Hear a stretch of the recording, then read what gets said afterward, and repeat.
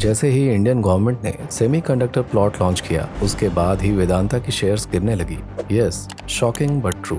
उससे भी shocking news ये है कि वेदांता जैसी इतनी बड़ी कंपनी के कोलैप्स होने का रीजन है यूएसए और चाइना। लेकिन कैसे? वीडियो को एंड तक देखिए, आपको सब समझ में आ जाएगा। वेदांता की शेयर्स गिरने में यूएसए के रेटिंग एजेंसीज का सबसे बड़ा हाथ है। अब अगर चाइना की बात करें तो वो तो हमेशा से ही 2 कदम आगे है इस मामले में। वेदांता को नीचे गिराने के लिए चाइनीज कंपनीज ने इंडिया में डायरेक्ट फंडिंग भेजी। क्या आपको ये नॉर्मल मूव लगता है? क्यों इतने पावरफुल देश इंडिया के पीछे पड़े हैं? पिछले साल एक न्यूज आई थी कि फॉक्सकॉन और वेदांता इंडिया में semiconductor chips manufacturing and display panels बनाने के लिए एक जॉइंट वेंचर स्टार्ट करने के लिए, जिसका नाम था वेदांता फॉक्सकॉन। और इस जॉइंट वेंचर में वेदांता के पास 63% शेयर्स होते और फॉक्सकॉन के पास 37%।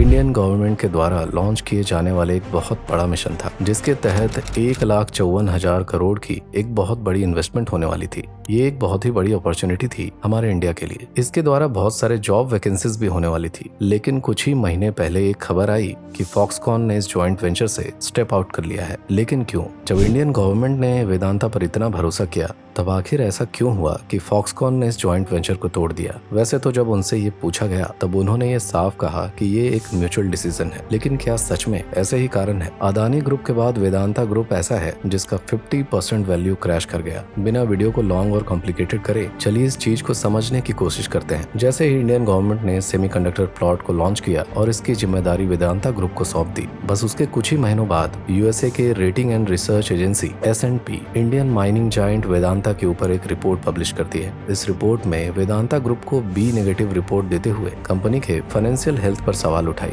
S&P के रिपोर्ट के अनुसार कंपनी के ज्यादातर पैसे सिर्फ और सिर्फ लोन चुकाने में ही जा रहे हैं और कंपनी अपने लोन चुकाने के लिए और भी लोन्स ले रही है, वो भी हायर रेट ऑफ इंटरेस्ट पर, जिसके लिए कंपनी अपने स्टेक्स को बढ़ा रहा है। इसका क्या मतलब हुआ? इसका सिंपल मीनिंग यही है कि वेदांता, जो कि एक प्राइवेट कंपनी है, वो मार्केट से खुद अपना शेयर्स खरीद कर अपने स्टेक्स को बढ़ा रही है और ऐसा करके कंपनी ने 55% स्टेक्स को खुद ही एब्जॉर्ब कर लिया। मजे की बात तो यह है दोस्तों कि इस S&P के रिपोर्ट को और एक अमेरिकन रेटिंग एजेंसी मूडीज ने भी बैक किया। 2022 में मूडीज ने भी वेदांता के खिलाफ एक रिपोर्ट पब्लिश की, जिसपे उन्होंने ये साफ साफ कहा कि सेमीकंडक्टर बनाने के लिए ये कंपनी बिल्कुल भी फिट नहीं है, क्योंकि कुछ ही टाइम बाद ये कंपनी पेमेंट डिफॉल्टर बन जाएगी। इस तरह के एलिगेशंस लगने के बाद किसी भी कंपनी का मार्केट वैल्यू कम तो होना ही है। वेदांता का भी यही हाल हुआ और इसीलिए इन्वेस्टर्स ने अपने पैसे निकालने लगे और आखिरकार वेदांता का डाउनफॉल शुरू हो गया था। S&P एंड मूडीज की कंबाइंड रिपोर्ट से कंपनी के वैल्यूएशन कुछ ही महीनों के अंदर 50% तक गिर गई और मार्केट में वेदांता के इस स्कैम को लेकर चर्चा होने लगा। लाइक अदानी ग्रुप,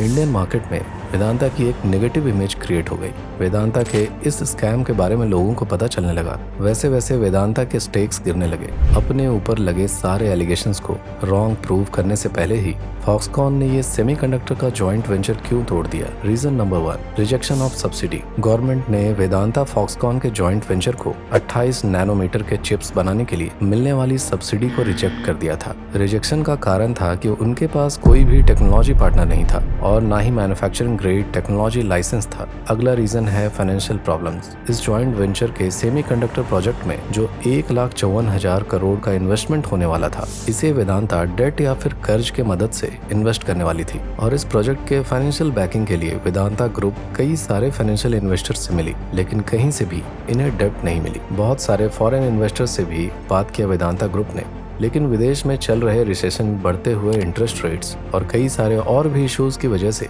उन्हें डेट नहीं मिल पाया। वेदांता को कहीं से भी डेट न मिलने की वजह से फॉक्सकॉन का इसके ऊपर ट्रस्ट नहीं रहा। वेदांता अपने मिनरल्स एंड ऑयल बिजनेस में बहुत से इश्यूज फेस कर रहे हैं और मार्केट में भी इनका इमेज थोड़ा खराब चल रहा है। इन सब की वजह से इनको कहीं से भी डेट नहीं मिल रही है। फॉक्सकॉन, जो कि एक ताइवान की कंपनी है, लेकिन इनके बहुत सारे प्लांट्स चाइना में हैं और चाइना को लेकर फॉक्सकॉन को बहुत सॉफ्ट माना जाता है। इसीलिए यूएसए के अलायंसेस को ये बात पसंद नहीं है और काफी सारे देशों में अपने डील्स के साथ ऐसे बैकफुट स्टेप ले चुकी है। इसी कारण की वजह से इंटरनेशनल मार्केट में फॉक्सकॉन के ऊपर लोगों का विश्वास नहीं है और सबसे बड़ी बात है कि फॉक्सकॉन को कोई भी एक्सपीरियंस नहीं है 28 nm के चिप्स बनाने में। जब गवर्नमेंट को इन सभी बातों का पता चला तब उन्होंने भी इस वेंचर को सब्सिडी देने से पीछे हट गए। अब आने वाले समय में क्या होगा वो तो वक्त ही बताएगा। आपको क्या लगता है? लगता है इंटेल और AMD जो कि ग्लोबली पॉपुलर कंपनीज हैं सेमीकंडक्टर चिप्स बनाने के लिए, क्या उनको कभी भी बीट कर पाएगा इंडिया? कमेंट सेक्शन में हमें अपने व्यूज शेयर करें